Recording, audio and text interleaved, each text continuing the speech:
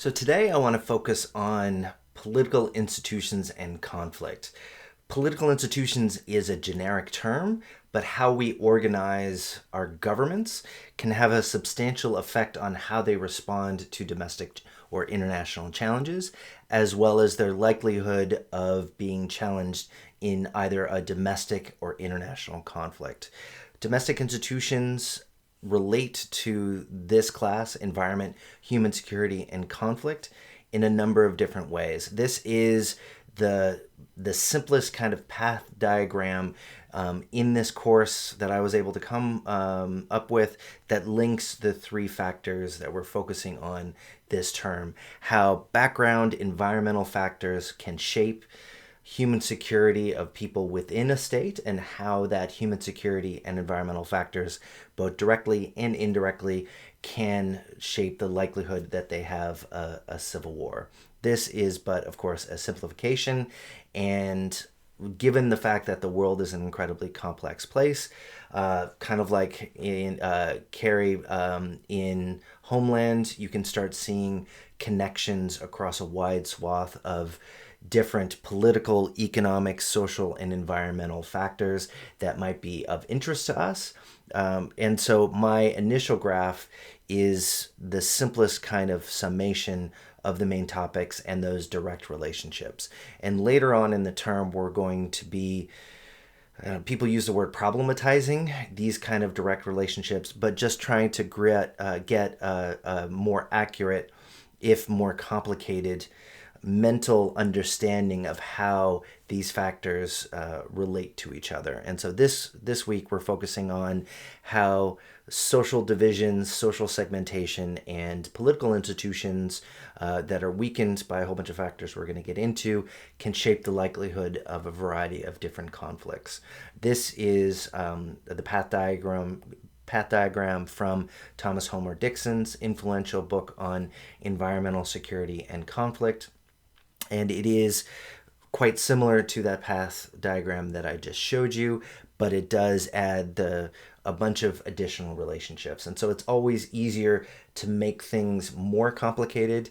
But in this class, I want to start with first principles by just trying to define our terms and then look at how the characteristics of those terms have an effect on the likelihood of conflict, as well as how conflict is fought. And in week one of this class, I defined what a conflict is and the civil conflicts and internationalized civil conflicts that are the focus of this class.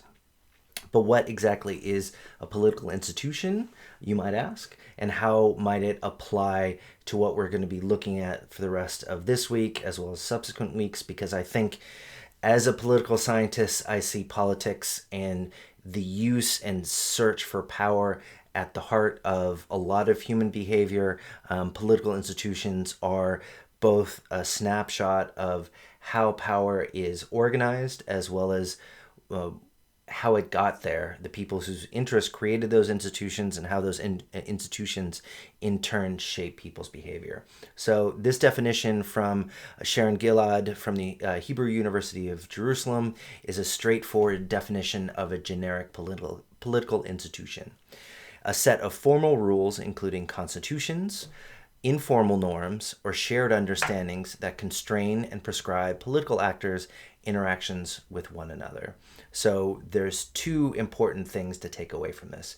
It is both a set of formal rules and laws and constitutions, things that are actually written down and codified in law or in shared understandings of how political actors behave, as well as the relationships between governments and their citizens, and informal rules and norms and understandings about how political actors interact with each other, as well as with the general citizenry. And I think as an American over the last couple of years, I think it has been brought home in a way that I hadn't really seen before, the importance of those informal norms and shared understandings, and how the patterns of political behavior are in part given by the formal rules, but also crucially by people's expectations and limits that they put on their own behavior because of what they see as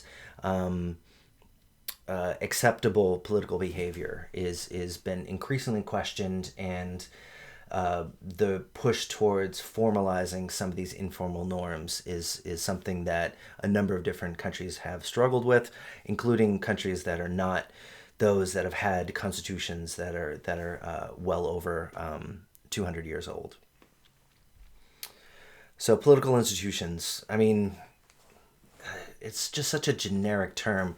In political science, there's a whole bunch of terms that we use, that we define given previous works, that we might have a common shared understanding of what that means, kind of those informal norms in academia as well as in political life.